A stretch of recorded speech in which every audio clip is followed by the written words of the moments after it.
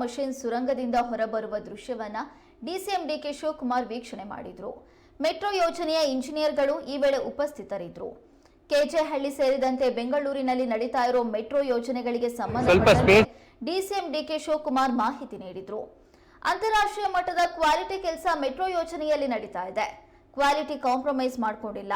42 kilometre ವರೆಗೆ metro ಯೋಜನೆ ಕಾಮಗಾರಿ ಈ ಭಾಗದಲ್ಲಿ ನಡೀತಾ ಇದೆ ಎಂದು ಹೇಳಿದರು.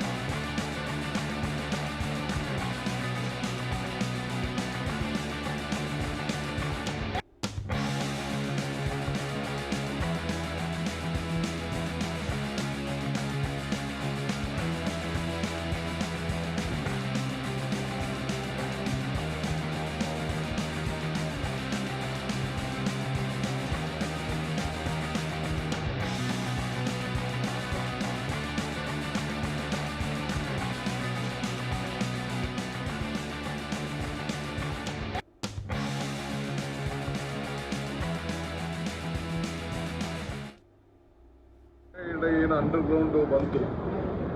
ಈಗ ಕೆಜಿಹಳ್ಳಿ ಮೆಟ್ರೋ ಸ್ಟೇಷನಲ್ಲಿ ಅದು ಓಪನ್ ಆಗಿದೆ. ಇದಕ್ಕೆ ನೀವು ಸಾಕ್ಷಿಯಾಗಿದ್ದೀರಿ. ಈ underground section tannery road station ಮತ್ತು ರ್ಯಾಂಪ್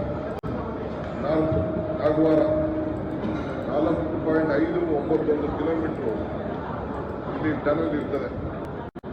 ಇಲ್ಲಿ 4 ಅಂಡರ್ಗ್ರೌಂಡ್ ಮೆಟ್ರೋ ಸ್ಟೇಷನ್ಸ್ಗಳು ಇಲ್ಲಿ ಬರ್ತದೆ.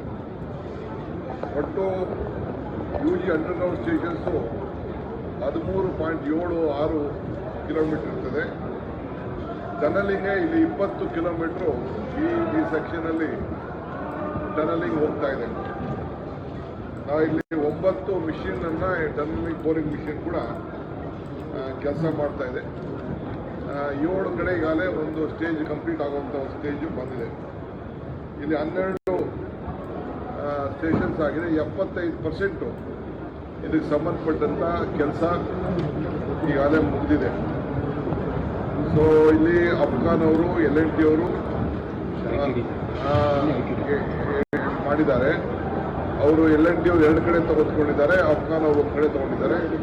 ಈಗ ನೀವೇನು ನೋಡಿದ್ರಿ, ಇದು ITD ಅವರು 2019 ಅಗ್ರಿಮೆಂಟ್ ಮಾಡಿಕೊಂಡು ಈ ಕೆಲಸವನ್ನು ತೆಗೆದುಕೊಂಡಿದ್ದಾರೆ. ಸೊ ಇದು ಜಯದೇವದಿಂದ ಒಂದು ರೀಚ್ 6 ಅಲ್ಲಿ ಪ್ರಾರಂಭ ಆಗಿದೆ. ಒಂದು ಕಡೆ MG ರೋಡಿಂದ ಇಂಟರ್ಚೇಂಜ್ ಬರ್ತದೆ, ಕಂಟೋನ್ಮೆಂಟ್ ಮೆಟ್ರೋ ಮತ್ತು ನಾಗವಾರ ಸ್ಟೇಷನ್ ಇವೆಲ್ಲ ಕೂಡ ಆಗ್ತಾ ಇದೆ. ಸೊ ಬಹುಶಃ 2025ಕ್ಕೆ ಇದು ಪ್ರಾರಂಭ ಆಗಲಿಕ್ಕೆ ಎಲ್ಲ ಥರದ ಸಿದ್ಧತೆ ಕೂಡ ಈಗಾಗಲೇ ನಾವು ಮಾಡಿಕೊಂಡಿದ್ದೇವೆ. ಬಹುಶಃ ನಮ್ಮ ಒಳ್ಳೆಯ ಇಂಟರ್ನ್ಯಾಷನಲ್ ಕ್ವಾಲಿಟಿ